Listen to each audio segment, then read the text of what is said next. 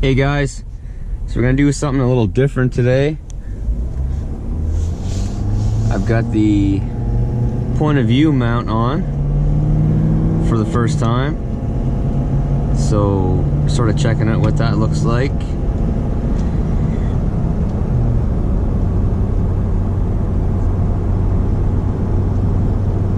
And we might as well do a little MPG test while we're going.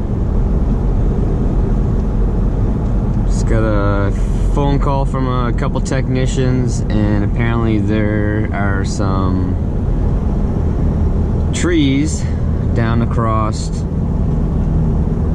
some access roads into the cell sites, and they're unable to get in. So we're gonna go with the chainsaw and remove the trees from the road so the technicians can get in to do the work they need to do.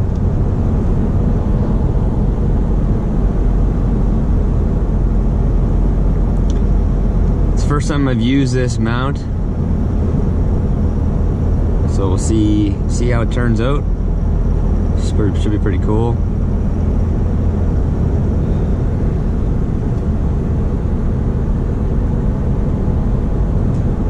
Gives you a pretty good idea of what it's like to be sitting in the cockpit, so to speak, of the new model heavy duty trucks.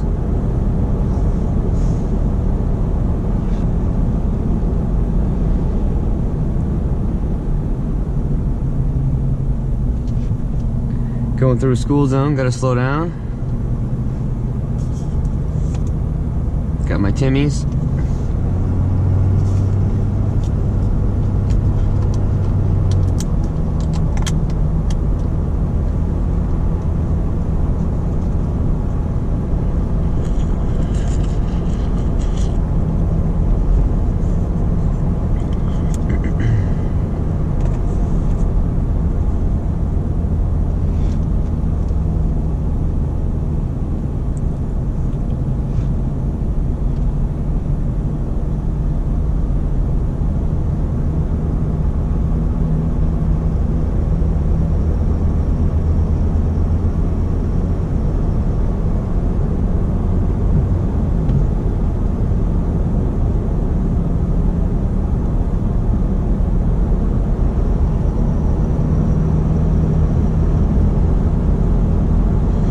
'We're gonna have a little bit of a mixture of highway driving and sort of not back road, but off side roads driving like we are on right now. And when I get on the highway, I'm gonna set the cruise control to 110, which is pretty much 70 miles per hour. I'll put it on 112. That's what TFL truck and then most people set their sort of highway loops to, their fuel mileage highway loops. And again, remember that I have the BFG KO2s 35 by 12.5 R20s on this truck. So, in case you're wondering what the fuel mileage is like with the 35 on this truck, it will give you an idea.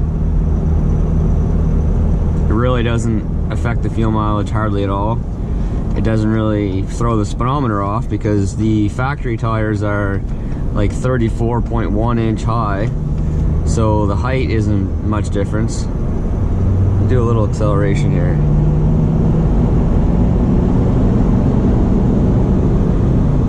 Alright, slow her back down here.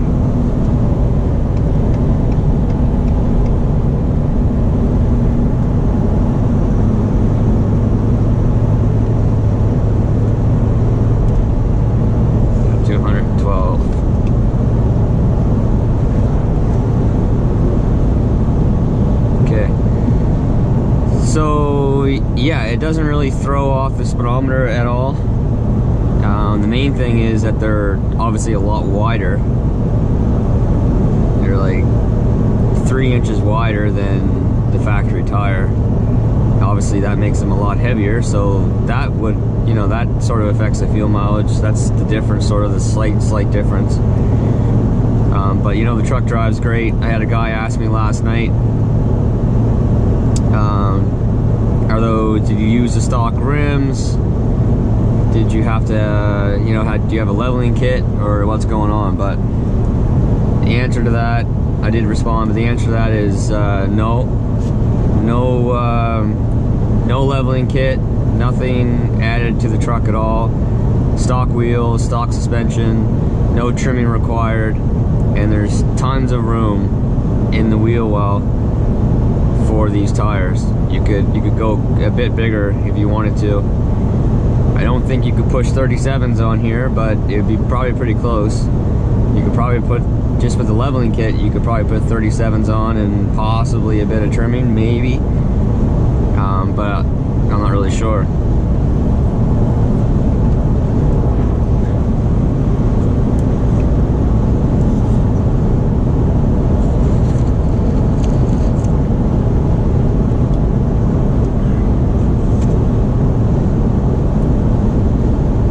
Truck's pretty dirty right now. I haven't cleaned it for a while. Been pretty busy, obviously, with work. So it definitely needs a clean. I don't really like how it is dirty right now, being as it's a new truck. Still smells like a new truck, sort of. Smells like dogs sometimes too, I find, because I have my 2 dogs in the back right now. They are not exactly lap dogs, they're pretty big dogs.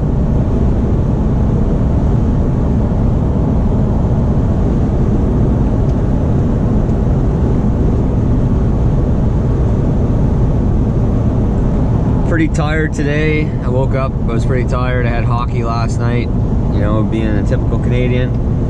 Didn't go on the ice until 10:30. Get off at 12. You know, by the time you get home, it's 1 o'clock in the morning pretty much. Adrenaline's still pumping. You know, 2:30 you're finally starting to crash a bit and actually go to sleep. Wake up at, you know, 5:30, 6 o'clock, start your day. So I'm pretty tired today. It's a Friday. Not gonna do anything too crazy for work. Just these, you know, remove these few trees and call it a day. We're supposed to get a ton of rain today and tomorrow, like 50, 60 millimeters or something like that.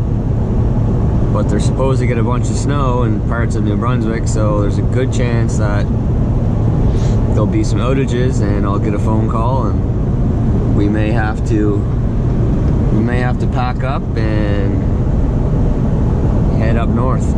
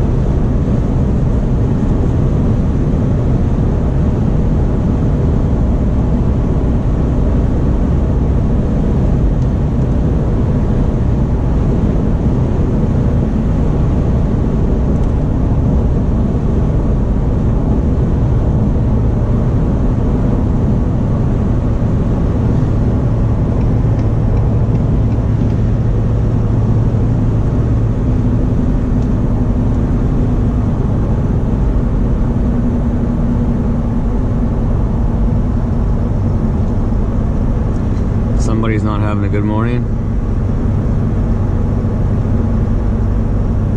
Beamer.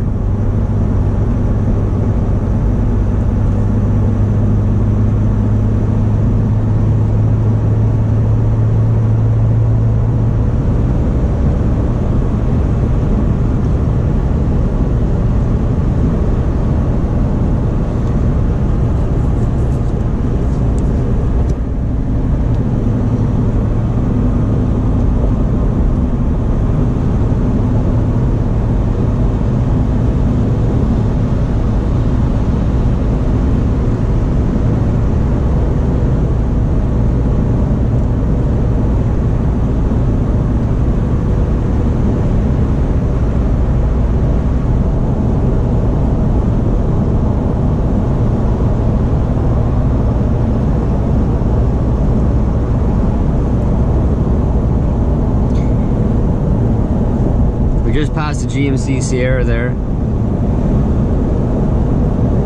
And I gotta say, I'm not a huge Chev fan, but I love the way that they designed their LED lights, their running lights. I don't have LEDs on this truck. I wish I did, but I absolutely hate the way that Ford designed the LED lights to look like in the daytime, the running lights. Looks like two big C's coming down the road, and I really do not like the way it looks at all. And that's the main reason why I didn't go for the LED lights. I may look at you know, some sort of aftermarket ones or something, but I think it looks so stupid in the daytime. The rest of the truck is you know, pretty beautiful, and then they go and design that. I don't know. I love what the new Chevs, I guess not the new Chevs, the 19s are coming out, but I love what the Chevs and the new Tundras look like with their LED lights in the daytime. Just that sort of strip across the top. I really like that design.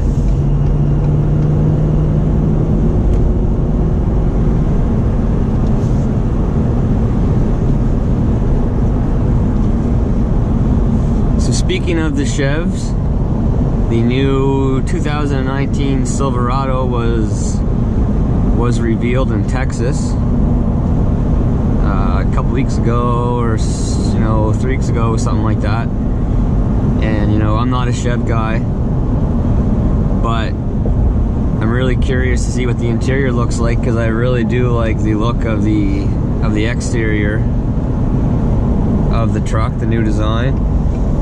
And probably a big reason why I like it is because everyone's saying that it looks a lot like the Tundra, sort of with a bit of the F-150 mixed in.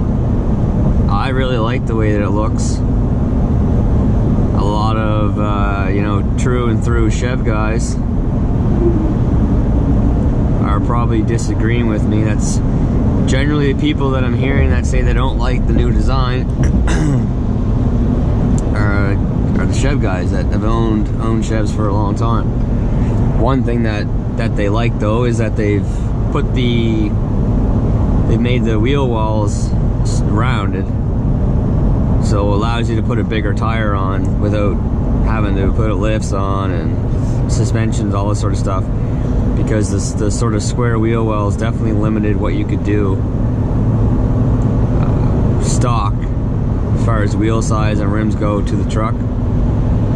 But I really like the way it looks. I know at the Detroit Auto Show it's gonna finally be able to get a look at the interior, and I don't think they released the horsepower and torque numbers. I'm assuming you'll be able to get it in a 6.2 and 5.3. I don't know if they upgraded the engine a bit or not, but I really like the look of it. I mean, what I would truly love to do for this channel, if it made sense financially, of course, and we could pull it off, we could do it. I would love to have, you know, three full-size diesel trucks, and I'd love to have, you know, this one, the 250, and I'd love to have a Ram 2500 or 3500, and also a Chev Duramax 3500 or 2500, just to do, you know, a comparison of working them and longevity, maintenance, cost, enjoyment of driving the vehicle, that sort of thing. But will that happen? Probably not. My wife would probably have put the kibosh to that and have something to say about that. But you know, if it doesn't make sense financially, then obviously you don't do it. But it'd be pretty neat to have that and be able to compare these vehicles, you know, for a duration of time, actually working them, see how they hold up.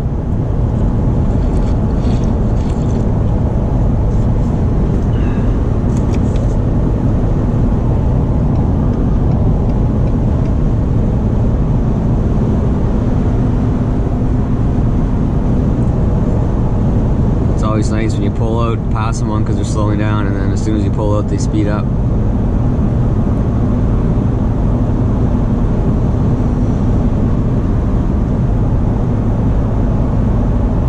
So far we've been driving for 25 kilometers and I'm averaging 13.1 liters per 100 kilometers right now. I'm not exactly sure what that is in MPG, but as I've said before, I think that's really good for, you know, a full-size truck. I had a hard time getting that with my EcoBoost.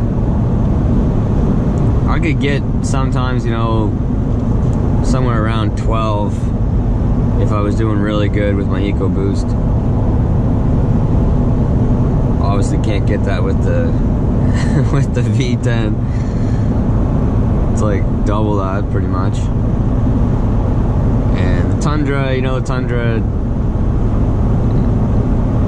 15 and a half to 16 is what I get on the highway. I mean, that's got a leveling kit, 35-inch, you know, mud tires, so it's not geared up for fuel mile, just geared up to work and take off-roading when I want to.